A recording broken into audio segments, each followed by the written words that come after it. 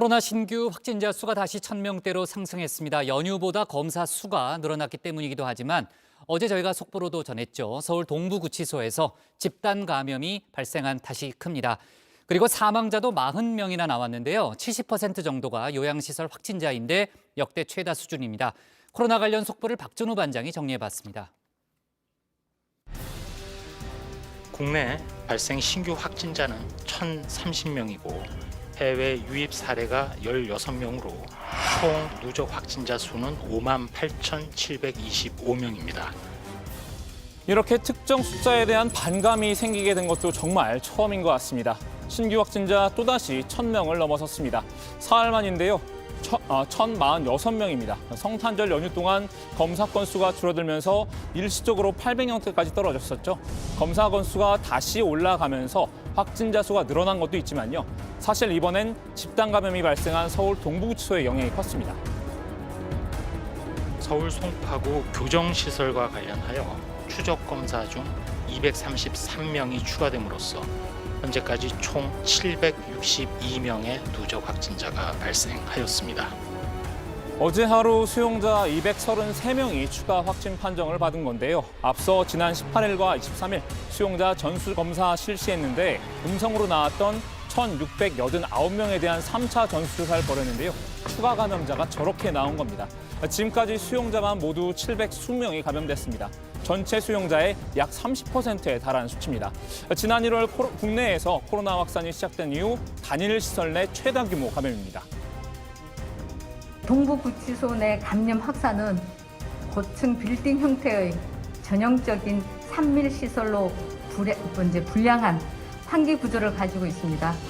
그리고 과밀하게 수용에 따른 확진자와 비확진자의 분리 수용 공간 부족도 그 원인으로 파악하고 있습니다. 밀접, 밀집, 밀폐, 결국 산밀 환경이 문제라는 건데요.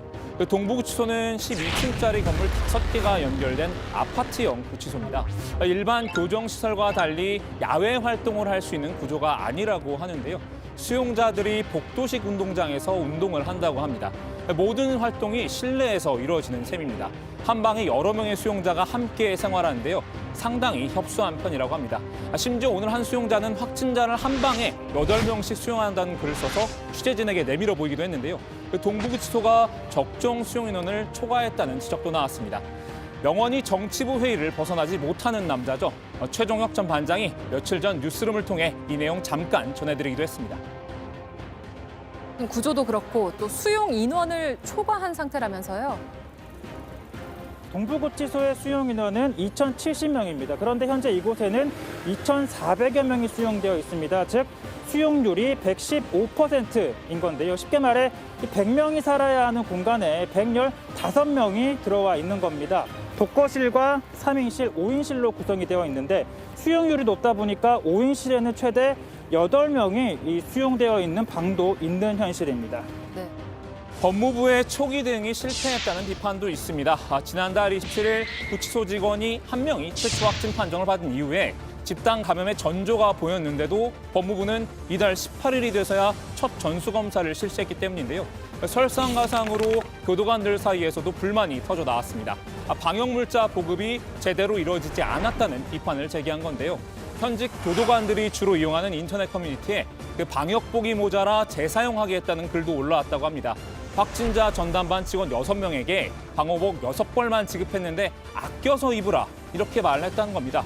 또 수용자들이 확진이 됐는데 왜 계속 가둬놓냐 저항이 심해져서 통제가 어려웠다는 내용도 있습니다. 코로나19에 확진이 됐는데 왜 계속 가둬만 놓냐며 밥과 계란을 던지고 창문틀을 뜯어 거실문을 부수고 창문틀과 소화기로 복도 통영문을 내리찍는 폭도 수용자들을 상대하는 전담반 직원들에게 지원이 너무나도 부족했습니다. 이 와중에 동부구치소 수용자 가운데 코로나 사망자가 처음으로 발생했습니다. 사망자는 굿모닝시티 분향사키 사건의 주범 윤창열 씨라고 하는데요. 윤 씨는 지난 23일 2차 전수조사에서 코로나 확진 판정을 받은 뒤에 다음 날 구속 집행정지 결정이 내려져서 수도권의 한 생활치료센터에서 치료를 받았다고 합니다. 중증 혈액투석 환자로 원래 몸이 좋지 않았던 윤 씨는 지난 27일 사망한 것으로 전해졌습니다. 이렇게 동부구치소 상황이 점차 심각해지자 결국 정세균 국무총리가 직접 고개를 숙였습니다. 정부가 직접 관리하는 교정시설에서 대규모의 집단 감염이 발생된 데 대해 중대본부장으로서 송구스럽게 생각합니다. 법무부와 방역당국은 더 이상의 추가 발생이 없도록 비상방역 조치에 총력을 다하고 재발 방지 대책도 함께 마련해 주시기 바랍니다.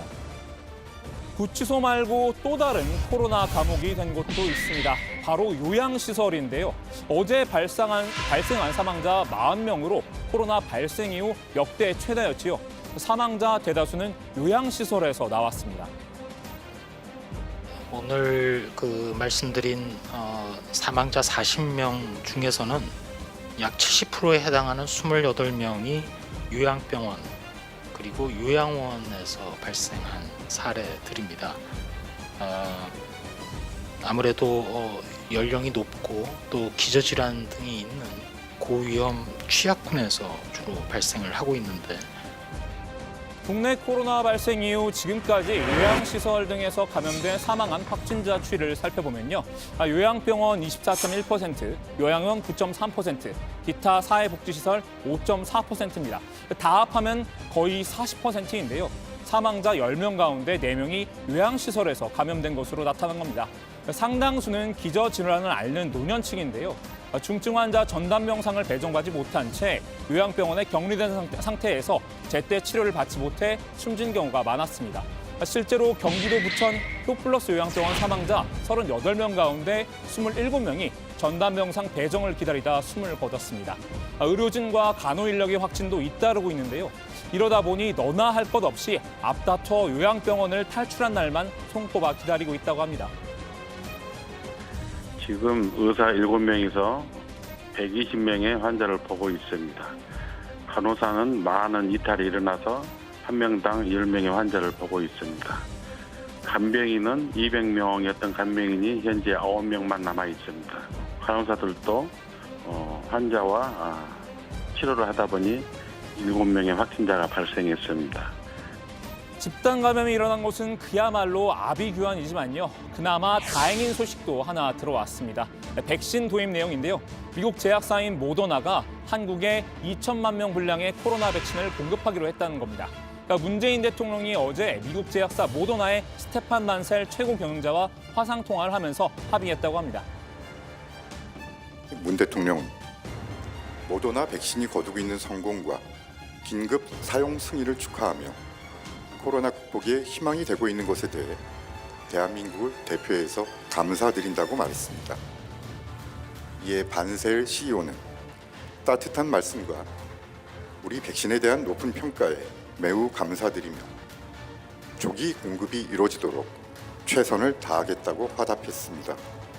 애초 정부는 모더나와 1,000만 명 분량을 두고 협상을 해왔죠. 2천만 명분이면 계획보다 2배 더 많은 양입니다. 일단 정부는 연내 모더나와 백신 공급 계약을 맺을 예정이라고 하는데요. 백신 공급 시기는 내년 2분기부터라고 하는데 가능하면 조금 더 앞당겨 보겠다는 입장입니다. 이번 합의로 모두 5,600만 명분의 백신을 확보하게 됐는데요. 정부는 노바백스와는 공급 계약을, 화이자와는 공급 물량 확대를 추진하고 있습니다. 한편 주한미군은 오늘부터 모더나 백신 접종을 시작했는데요. 오산, 군산, 평택 이렇게 미군 기지 내 병원 등 3개 시설에서 의료 인력과 지원 인력 등 필수 인력 대상입니다. 주한미군에 국한되긴 하지만 어쨌든 국내에서 이뤄진 첫 접종인데요. 자세한 소식은 들어가서 얘기 나눠보겠습니다. 오늘 야당 발제는 이렇게 정리합니다. 사흘 만에 다시 1,000명대 코로나 감옥된 동부구치소.